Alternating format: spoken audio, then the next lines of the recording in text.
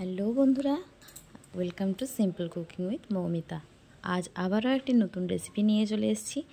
কেমন লাগলো আমাকে অবশ্যই জানাবেন। এটা আমার একটু পুরনো ভিডিও, মানে ভাইফোঁটার দিন বানিয়েছিলাম, কিন্তু আমার এডিটিংয়ের কারণে আমি এডিটিং করতে পারিনি, তার কারণে আমি দিতেও পারিনি। এটা ভাইফোঁটা স্পেশাল ছিল আমাদের বাড়িতে, তো শো স্টপার ছিল সেই দিনের এটা। তো খুব ভালো হয়েছিল কিন্তু, আর আমি হাতে ধরেই ভিডিওটা করে নিয়েছি, কারণ সেদিনে আর ট্রাইপডের মধ্যে রেখে ভিডিওটা করতে ইচ্ছে করছিল না। মাঝে মাঝে আমাদের অনেক কিছু জিনিস ইচ্ছে করে না, কিন্তু আমাদের করতে হয়, তো সেই রকমই একটা ব্যাপার আর কি। তো একটু কষ্ট করে বন্ধুরা দেখে নিও, কেউ কিছু মনে করো না। আর ভালো লাগলে অবশ্যই হাইপ করে দিও, আর লাইক করে দিও, শেয়ার করে দিও সবার মাঝে। আর আমার আরও নিত্য নতুন কী রেসিপি তোমরা দেখতে চাও অবশ্যই জানিও। আমার খুব ভালো লাগবে যদি তোমরা সাজেস্ট করো আমি কি রেসিপি দেখাবো। তো চলো দেখতে থাকো শেষ অবধি।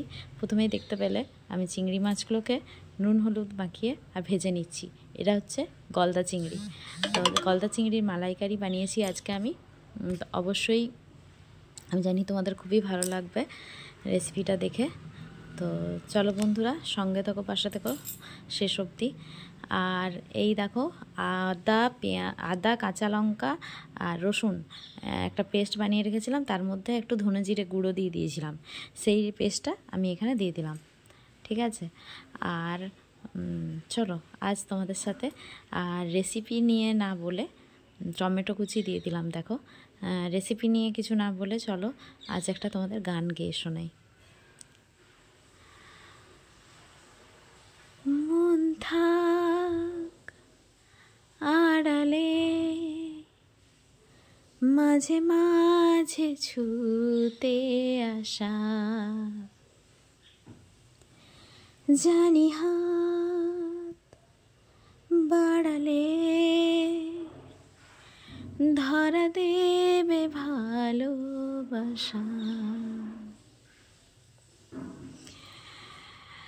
মনে আছি যেন আমাকে সঙ্গে নিলে, থেকে যাব তোমায় আমায় মিলে, থেকে যাব তোমায় আমায় মিলে।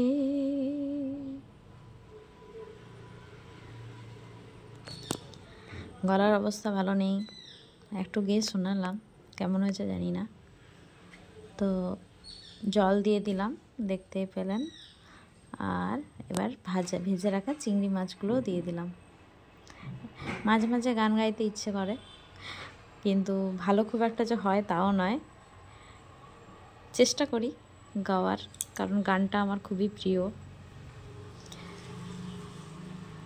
চলো কেমন হয়েছে গানটা অবশ্যই বলো, জানিও কমেন্টের মাধ্যমে।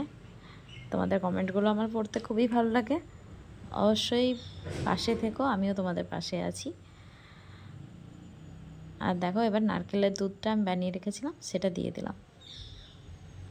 খুব সহজ পদ্ধতিতে আমি বানিয়ে দেখিয়েছি। বাড়িতে অবশ্যই এই রেসিপিটা ট্রাই করো। জানি চিংড়ি মাছের মালাইকারি বিভিন্নভাবে সবাই করে থাকে, আমি এরকমভাবে করে দেখিয়েছি। অবশ্যই ট্রাই করো, খুব ভালো লাগবে এরকমভাবে চিংড়ি মাছের মালাইকারি। আর পারলে দুধটা একটু কম দিও। আমি কিন্তু চিংড়ি মাছের মালাইকারিতে আমি অনেকটাই নারকেলের দুধ দিয়ে ফেলেছিলাম।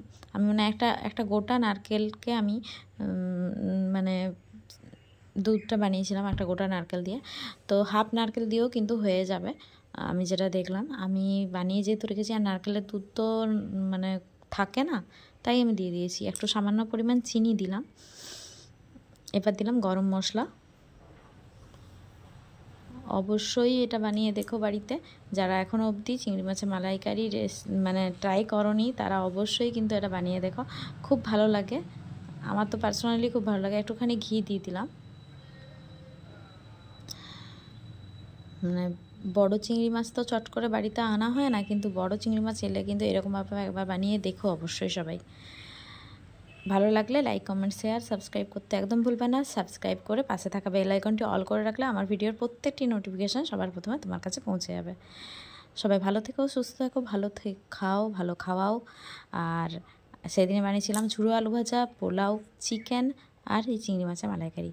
ভাইফোঁটা স্পেশাল রেসিপিটা আমার কেমন লাগলো অবশ্যই তোমরা আমাকে কমেন্টে জানিও। এটা ছিল আমার ভাইফোঁটা স্পেশাল রেসিপি।